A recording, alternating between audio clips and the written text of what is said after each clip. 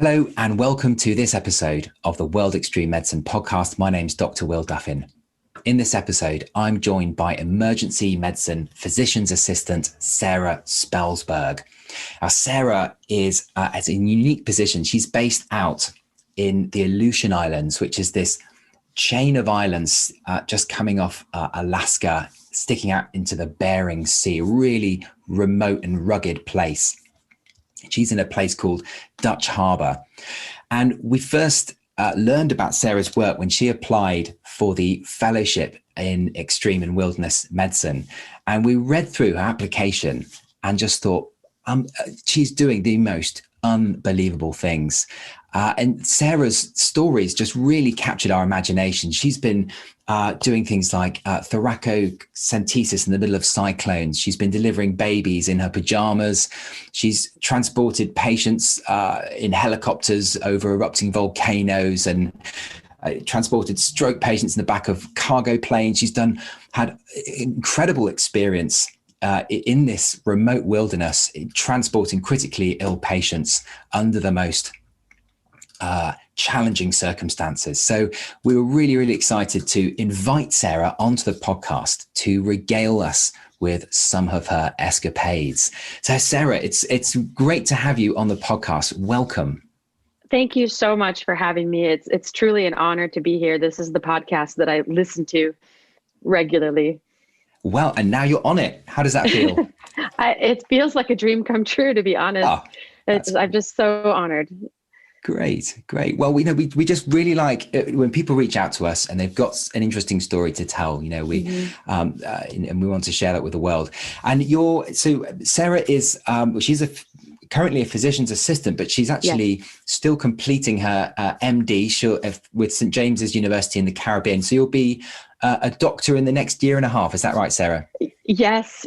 I always wanted to be a doctor, and I went to PA school, and then 10 years into that, I thought, if I'm on my deathbed, the only regret I'm going to have is not knowing as much as I can know and being able to do as much as I can do. And so I went back. It's been hard, but I'm glad I did it. So working and studying at the same time, but kind of juggling those two things. Yes. And before we go into some of the stuff that you've done, Sarah, it's great for people to just get a sense of your kind of work at the moment. Now, I understand you divide your time when you're not out in the Aleutians. You're back in Florida, which is where your main home is, and you've got quite a portfolio career. Tell us a little bit about the range of different things that you're doing at the moment. And I feel very fortunate for this because work seems to find me. I always think I'm going to take 4 weeks off, and then I end up with a cool assignment. But I travel around Florida and fill in holes in emergency rooms and urgent cares. I still fill in where I worked for 10 years at Mayo Clinic in Florida in the orthopedic surgery department, and I'm on call to assist in the ICU. And I've spent several weeks out in California staffing COVID field hospitals when the overflow out there got to be too much. And I also staff emergency rooms in Central California. And so I feel very fortunate. I get to travel to all these amazing places and work with incredible people and take care of very interesting patients. And with that, you have to be incredibly versatile, I presume. Yes, you have to. Maybe you're working on paper that day. Maybe you're working on one EMR or another, and you just have to roll in and just figure out how it works and do it. It's so challenging, isn't it? Switching between different clinical systems, different teams, different locations, different pathways. It must be, a huge challenge. It can be. Every day is different. But that's also the appeal, isn't it? That variety. You're certainly not stuck in the 9 to 5, Sarah, by the sounds of it. No, it's there's a lot of variety. And I think I thrive off that, trying to make things work when it's a little bit stressful like that. Okay, so Sarah, what we're going to do is I'm going to basically say, tell me about the time when you did insert insane thing here. Does that sound okay? That sounds fine. So as a physician's assistant, I presume you don't, does that include any obstetric training? You have 4 weeks of an OB-GYN rotation, and depending on your attending during your rotation will be the extent of what your experience is. And I was fortunate to have a very good attending for my OB-GYN. But So you Yes, have some grounding in it, but not a full. So what, tell me, Sarah, what was it like when you had to deliver a baby in your pajamas in the rain with flip-flops on and no gloves? Talk me through it. So I'm sound asleep, and dispatch calls and says, there's a woman on her way to the clinic in labor. And I'm like, are you sure? Like, what? And he said, do you want me to call anybody? And I just said, I want you to call everybody. I haven't delivered a baby in 10 or 12 years. And then I'm in my pajamas, which is a t-shirt and shorts and flip-flops. And I looked out the window because when I'm in Dutch Harbor, I live in this little apartment above the ER area, the after hours emergency area. And I see this truck just skidding into the parking lot. And so I ran down the stairs and I ran up to the door and I said, hang on, I'll go get a wheelchair and we'll get you inside. And Mom said, I don't know if there's enough time. And I took a look and there was not enough time. And this baby came shooting out into my hands and her dad's hands. We caught him together. And then, and the cord's wrapped around his neck. He's blue. I didn't even know that people could be that shade of blue. And I'm holding him up in one hand by his little ankles upside down and unwrapping the cord from his neck with my other hand. And the last thing I heard was, you're supposed to smack him on the behind to make him cry. So that's what I did. And he cried and he pinked up. And then we were able to, fortunately, some of the local paramedics showed up and said, one of them ran up to me and said, orders, please. And so I rattled off, the list of the things that I wanted, and we cut the cord and got them both inside, and they ended up doing great. But it was after hours and it's raining and everybody has to get warm inside, and we don't have a medivac plane on the island at the time. And so, we have to wait because I don't know what's going to happen and how much prenatal care someone's had and how compliant they've been with everything. And so I wanted the baby to go. I don't even have a birth certificate. I can't fill out, yes, you were born. I don't have those things. And so maybe I do, and I just don't know where they are, but it's not something that happens very often out there. What was going through your mind when you were suddenly faced with that situation and you have absolutely nothing in your training has prepared you for that moment? What was your first thought? Can you remember? My first thought was, if you hold it together now, you can cry later. Okay. And then I was just, to whatever entity was listening, I was like, please don't let please don't let anything bad happen to this baby or this mom on my watch. Like, please protect these people. And then you just start doing the things. You do what you know how to do in the absence of anything else. And later, one of the paramedics said, I want to congratulate you on how calm you were. And I was like, well, don't confuse stoic with calm, because I was terrified inside. I mean, I just was so afraid that something bad was going to happen to one or the other of them. And I wouldn't know what to do and how to fix it. I like that, Sarah. Hold it together now, cry later. I think it's a real skill, isn't it, to be able to project calm to the rest of the team when there's internal panic, because your calmness, your sense of control of that situation is so instrumental to everyone else, hopefully remaining calm and being able to follow instructions and contribute to the workings of that team. So that's an amazing skill that you have there to do that. Thank you. Yeah, when you're in charge, you have to set that tone. And morale is I want everybody to feel like they have meaningful work and they're making a difference, and I want them to feel happy. And so, yes. Okay, so that's so you've dabbled in some obstetrics. Well done. Obviously, all worked out. The healthy newborn. Tell me then about your MacGyver thoracentesis in the middle of an Arctic hurricane. So this poor patient came in, and it was right when medevac left, because the winds were about to be so bad it just would have shredded their plane. So they flew to Anchorage, and an hour later, this person, as this what we call a cyclone bomb, or I also call it an Arctic hurricane, is just descending on the island. And she comes in and she thinks she has COVID because she can't breathe. And so we do all the tests. I was actually on all nights at that time for a while, for months, actually. I did emergency call every single night. and then my colleagues would cover during the day, because we were trying to have everybody where they were best suited to make a difference, and try to give some of the day staff a break from taking night call, because that's when all the crazy stuff happens. But so she came in, and this poor thing, she can't breathe, and her lungs are full of fluid, and it's not, her COVID test is negative and her influenza test is negative, and she's got this, and there's this mass in the abdomen. And so then it starts to be like, I mean, is this a lymphoma? Is this something else? But of course, we're looking at the weather, and I'm very close with some of the Coast Guard medivac pilots, as well as the commercial medivac teams. And so the commercial medevac wasn't an option, because they just left, because their little plane would have been shredded in the wind. And so I'm talking to the Coast Guard about whether or not they think the C-130 can handle the wind, and they don't. And when they say that, like, I believe them, because these guys fly in some crazy weather. So for them to say, we don't think it's safe for us to bring the helicopter or the C-130 out there in this weather, and it's like, and he's actually said to me, if you tell me that she's definitely going to die today, if we don't, maybe we'll try. And I'm like, no, I think we can do this. I think we can keep her going. And at the time, the fluid wasn't that bad, but over the next few days, as the weather just camped on us, where it just sounded like a freight train was going past the clinic constantly, the fluid got more and more, and her breathing became more labored. And so then it becomes, well, we need to pull some of this fluid off, but we don't have a pigtail, or we don't have a kit for that.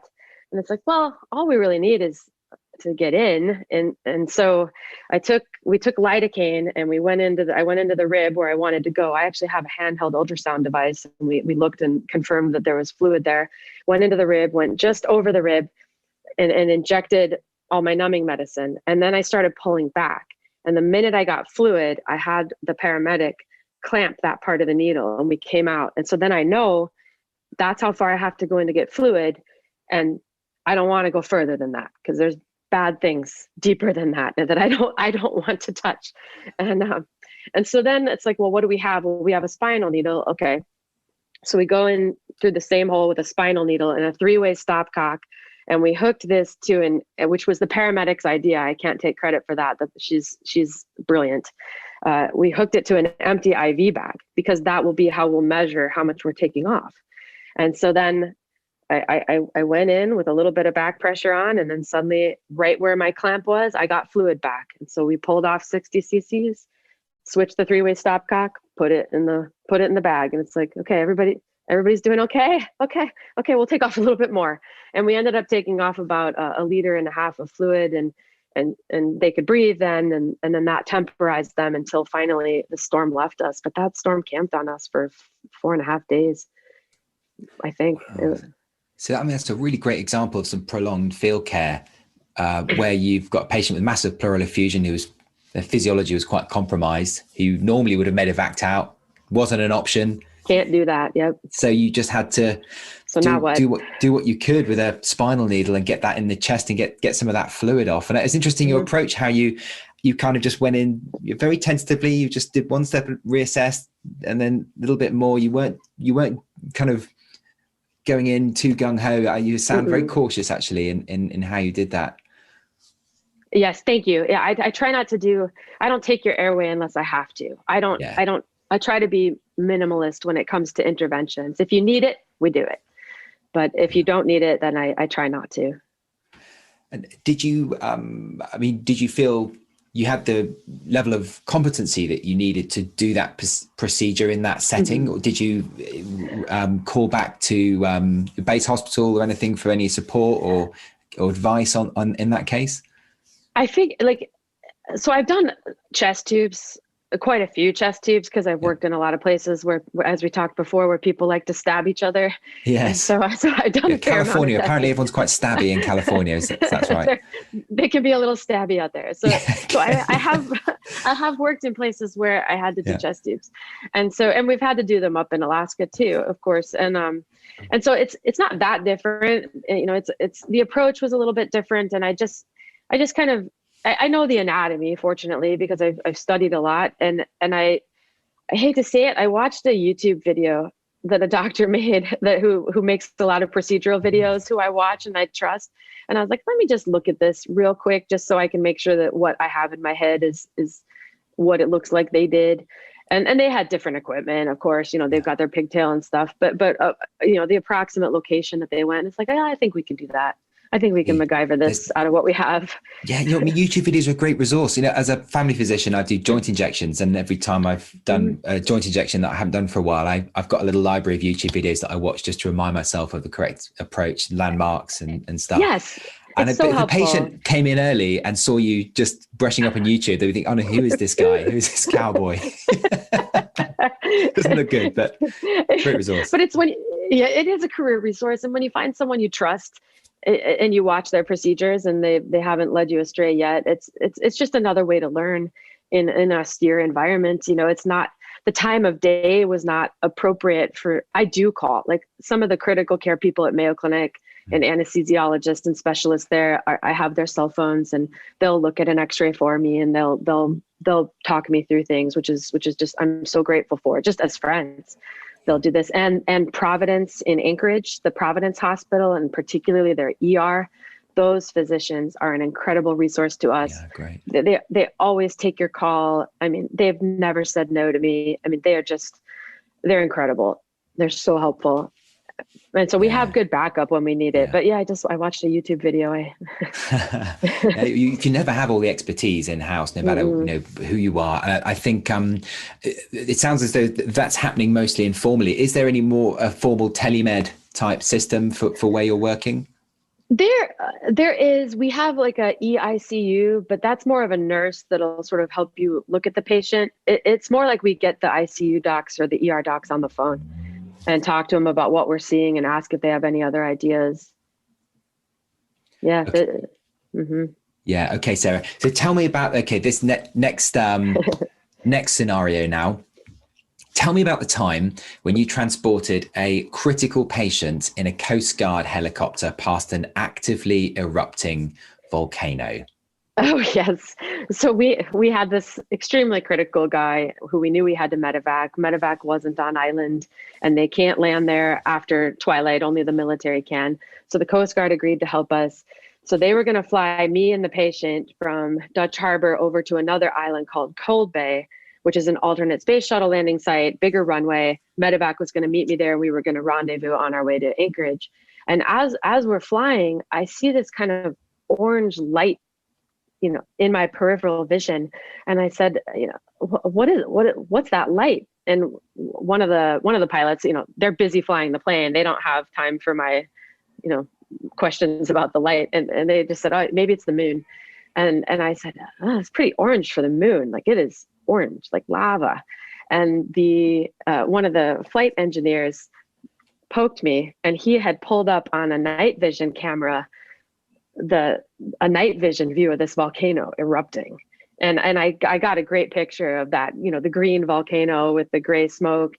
And sure enough, it was a volcano with lava running down the side and spewing into the sky. And we were flying right past it at night. And then the next day we couldn't fly back. The medevac couldn't fly back because of the ash cloud. So we ended up waiting a day or two for the ash cloud to dissipate. And then as we flew back, one of the medevac pilots, Daniel Husterlid, took that other picture I sent you of the volcano just going off during the day. And it's just so spooky. And the world is just such a violent, crazy place sometimes. And I'm like, I can't believe my life. I'm a civilian. I'm nobody really. And I'm in a Coast Guard helicopter, part of the team that's trying to save this man's life. And we did. And we're flying past an erupting volcano. Like, I love my life. Like, when I'm an old lady, like, this is going to give me a lot of pleasure remembering this moment. Oh, it's just totally mad. I mean, there'll be lots of medics listening to this that do transport work. I used to doing repatriation and all kinds of different things, but I don't think many people can say that they've you're dealing with patient's physiology and lots of other things, but to deal with an actively erupting volcano, that's something else. Yeah, I mean, over the Bering Sea. yeah, over the and it was obviously quite beautiful to watch. But I mean, was there a risk to that to your flight that you could be hit by debris, or was it also a bit terrifying at the same I time, or you far enough away from it? I feel I these pilots have flown me so many times, both the commercial medevac and the Coast Guard, that I trust them with my life. I wouldn't think twice about. I would assume if there was acute danger that they would be actively trying to fly around it. So never once did I think, oh, this could take down the helicopter. There are times when I think this is a really old helicopter, Yeah, like, yeah. and I know that it needs more maintenance, but yeah, never once do I think about like the pilots. I trust their weather decisions and I trust their terrain decisions. Yeah, I can sense that you've got a really strong working relationship with the other Hmm. crew Hmm. on the base there at Dutch Harbour, with the pilots, and who are the other non-clinical crew that really make that operation happen, that you have to be kind of working closely with. I mean, it can be everybody. I mean, when we had a commercial plane crash off the runway, and I mean, it was the harbor master. Uh, and when one of the medevac planes went into the water, it was the harbor master who got into their boat the fastest and got over there and got them out of their lifeboat. And so it can be everybody from the harbor master, the Coast Guard flight and ground crew, the Unalaska Fire Department, the police. And we even have we're working on a group of civilians now who have some special skills, be it drone work or a lot of mountaineering and snowmobile work. And we've put together a group that will assist with rescues. They can be called in for searches and other things, which we didn't have before, which has been great. And then the Unalaska Fire Department, they actually won Fire Department of the Year for the state of Alaska.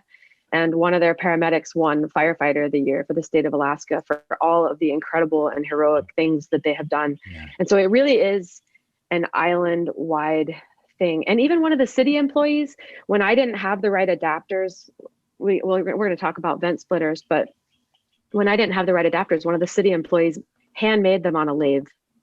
Yeah. And so Yeah. we don't fail because we can't fail, and everybody just works together and brings whatever skills they have to the table. Yeah, and that's another really strong theme for the way you practice, Sarah, is this idea of how you're constantly working on your capacity to create solutions out of random pieces of gear, repurposing and tweaking and modifying things to make it happen. You mentioned the vent splitters there. Let's talk about that for a moment. Tell us about how you've been able to increase your ventilator capacity through that whole approach, through creating novel solutions. Tell us more about that. So when COVID hit, I was devastated and terrified, and I've always known we were 48 hours away from a global pandemic, but this one was a big deal because we're on an island in the middle of the Bering Sea, and there's anywhere from 5,000 to 12,000 people and several commercial fisheries. 65% of the seafood consumed in the US comes from these fisheries, as well as countless protein points to developing nations. So if this comes here, like we have, 3 actual ventilators. The genius paramedic, Jody Gross at the clinic, saved a bunch of gas-powered gas-powered ventilators, but then we have to use oxygen to power those. But they remained an option, at least. Like, thank God she saved all of those. And then if the medevac is on island, we might have a 4th ventilator. So if I get more than 4 patients, how am I going to decide who gets the vent and who doesn't? And so then I started reading everything I could, like all of us. And a friend of mine sent me the article from 2008 by Lorenzo Palladino, where he had kept 4 sheep alive for, I forget how long, on one vent. And he had built these vent splitters. And so I actually reached out to him.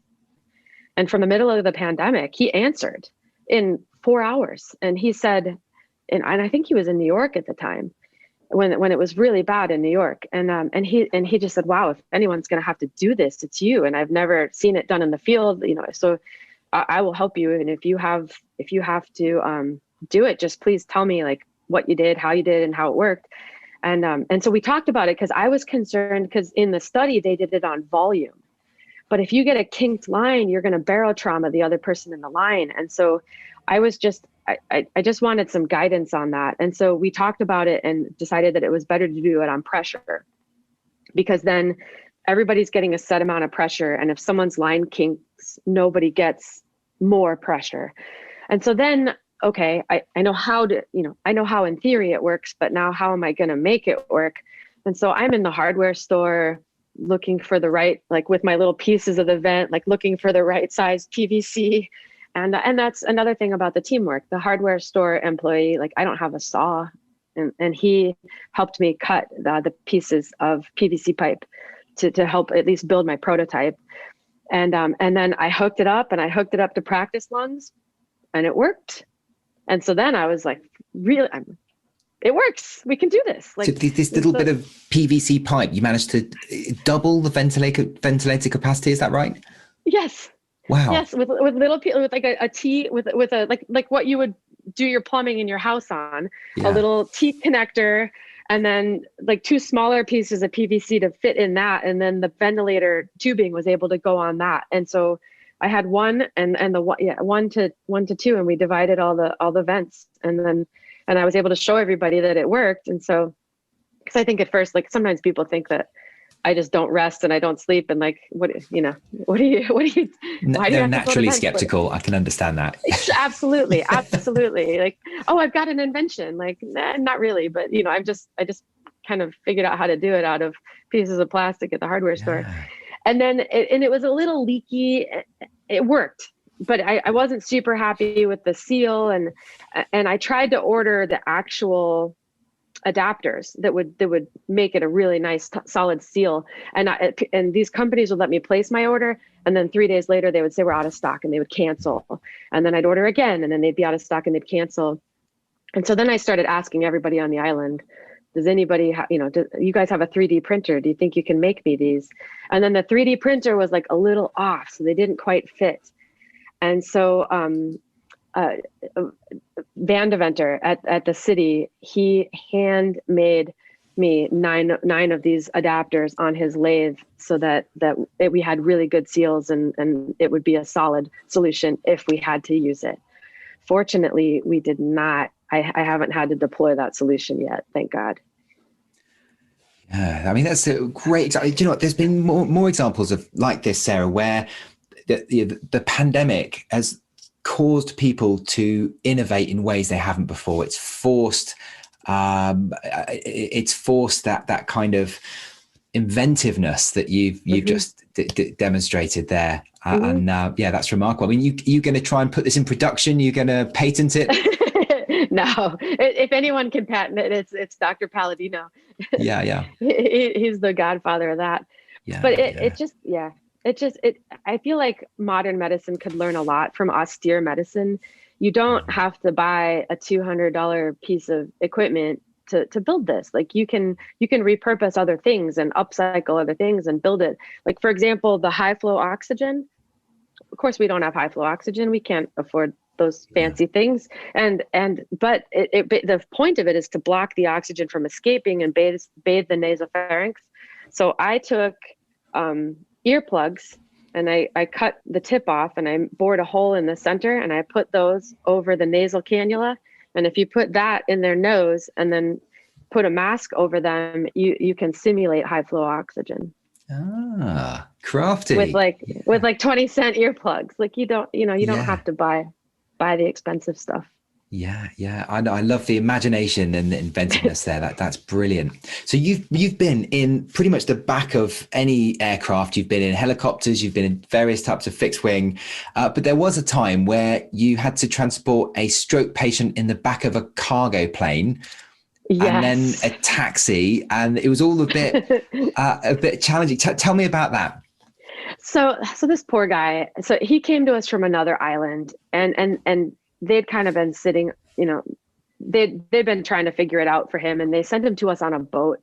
And then by the time he got to me, my daylight had timed out, and I wasn't going to be able to medevac him. And however he was over with them, the report I got was very different from the patient I got. And he was he was very obviously having a stroke, like complete hemiparesis. Like he was very obviously stroking out. And it was one of the first time, like one of the only times my nurse has ever heard me raise my voice is I was just like, you just shot me in the foot. Like you sent me this guy and I can't help him now. Like, this is not cool. And so I threw a little bit of a tantrum, like just like, you shot me in the foot. And all I care about is what's best for the patient. And the only time you'll hear me raise my voice is if something you did interfered with that, like a decision. And so I threw a little bit of a fit, and then their sort of porter or concierge on the island for that fishery said, if I can get you, like the cargo plane's going back to Anchorage, if I can get them to agree to take you guys, like this is not something we can do routinely or we should do routinely. It was sort of like, this guy needs help immediately. The faster, the better. Time is brain. And so, but they said somebody has to go with them. And so it's, and it at the time it should have been me, because we were short nurses and paramedics. We actually had a few family practice people who could cover the call. And so I said, absolutely. If you can get me in the back of that cargo plane and I can get this guy to the hospital, yes, that's the plan. And then I thought we'd communicated that we wanted an ambulance to meet the plane, but when we got to the cargo plane's runway, there was a taxi cab there, and I was like, it's fine. Like, if you guys will help me help him out of the plane, because this poor guy can't really walk, and help me get him into the cab, like, I'm going. And so then I'm calling report to this ER that's expecting us, and they said, oh, come to ambulance bay 2, and I'm like, well, you're in a black cab. We're in a taxi cab. We're going to be pulling into the front. And God bless the charge nurse there. Like I told him my ETA. They met me at the door with a stretcher, and when we got him like out of the cab into the stretcher, and he went straight to CT. Like they were everybody. The thing about Alaska is I feel like, sometimes you get pushback at like specialty hospitals. People feel overworked. They're tired. They don't want the consult. In Alaska, people are like, they get it. They understand what you're up against. And the answer is always yes. And the answer is always, what do you have? Send it. And what can we do to help? I mean, so it's a really fun and inspiring place to work. And so I get there, but their EMR is down and their translation system is down, and no one there speaks any Spanish, and I speak Spanish. So now it's like 3 a.m. and I really, really, really want to go to bed, but this poor guy's not going to be able to communicate with anybody because their whole EMR, internet, Wi-Fi translator service on the iPad is down. And so I stayed with him and translated for him until they got their system back up. So it was kind of interesting to see the CT and see the evolution of it, and the neurologist, and when they had questions about his care and what had happened before, I was sitting right there. So it was kind of, I was able to give a really good report. That's great. You stayed with him. It would have been very easy for you to try and rush back. No way. Yeah, I can't do that. There. I just had this amazing image of you just getting out of this taxi cab with this guy with dense hemiparesis just kind of hanging off your arm and dragging him across the car park into the ED. That was about it. That was, and I've got it, I've got his backpack on my back and my backpack on my back, and I'm just sherpaing this poor guy into the ER. I hope he's doing okay. Yeah, presumably. I mean, what was the time from onset of his symptoms to actually get into the ED? Did he make the thrombolysis window, or was it? No, it was out of that, because he was 4 hours on a boat, and then 3 hours, then an hour in the clinic, 3 hours in a plane with me, 30-minute cab ride. Like what? Yeah. It was a risk taking the cab, because like, what if he decompensates and I'm in the back of a cab? Like, it definitely was. Yes. But or we're sitting on the runway waiting, 15 minutes, 20 minutes for an ambulance. And I can have him at the ER in 20 minutes if I throw him in the cab. So there you go. Moral of the story is, don't have a serious stroke out in the Aleutian Islands. If you can avoid it, not the best place. Try and find a nice urban area with, But so you're not only a medic out in the Aleutians, though, Sarah, you're also a vet. Is that right? You're not veterinary trained, but people still approach you with their cats and dogs. Tell us about some of the animals that you've looked after. Yes. So we have vets that will come visit for a week here or there, but it seems like all the emergencies happen when there's no vet on the island, and it is an emergency thing. Like I have no veterinary training. I don't charge for it. The conversation starts with, I have no idea what I'm doing. I'm not a vet. I'll try my best. I have friends who are vets who I can call, or I can call your vet. And so unfortunately, some of the vets in Alaska are as good as the ER docs at Providence and Anchorage. They will take your call and they will help you. But gosh, we've had dogs, with open fractures of their leg, and it's different. The vet's telling me I need to give him 20 milligrams of morphine. Like, are you sure? This little dog, I need to give him 20 milligrams of morphine. Are you sure? And I guess their metabolism and their opioid receptors are different, and they need more pain medicine. And so thank God that, for the people that will take our calls and talk us through it. But so I've had to put sutures in dogs. Sarah, how do you give morphine to a dog? I'm a bit baffled. You could start an IV. I started an IV on a seizing dog. Yeah. In their paw. Where do you even find the vein on a dog? On the front of their paw, there's a vein that goes right down there. That's a good spot. On the bigger dogs, on the smaller dogs, it's really tough. You have to shave their paw. It helps if you shave them. It helps if you shave them. And then sometimes I just give the medicine IM. So you grab the scruff of their neck and you just go in right there, or I'll do it in their little buttock muscle. And I've had to suture one of them fell and their teeth went through their face and they had this big hole in their cheek. And so we've had to suture up the cheek. I have to sedate them. We'll have to sedate them and do that. And it's kind of scary if they're mad, if it's like a giant dog who's in pain and furious about it, it's a little scary, and you have to kind of sneak attack them with the ketamine. So you've had to use ketamine to sedate animals. Yes. Yeah, that must be quite challenging to actually get the mask on, get them safe where they're not going to injure you with their teeth. It's tough, and thank God for the Unalaska Fire Department. Their paramedics will come and the firefighters will come and help you kind of wrangle the dog, and you can only do that if you don't have any pressing human emergencies. But it's like I have dogs, I've always had pets. And so when someone's dog's in trouble or their cat's in trouble, of course I want to try to help if I can, but we can't charge for it. We can't, we don't advertise for it. It's completely just an emergency situation. You're asking me for help and I will try to help. And we've made arrangements to medivac dogs. Yeah. That the cargo plane does do. The cargo plane will medivac a dog for you. Dogavac. Yes, Dogavac. Yeah, it's remarkable how versatile you've had to be out there. Are there any things that you've had to say no to? Is there any situations where you said, "Look, I want to do everything. I want to contribute as much as I can, but I don't think there's anything I can do here. That I can't add value." Have you ever had that? I've never had to say no to trying, but I've had to call codes when people have been down too long. Yeah.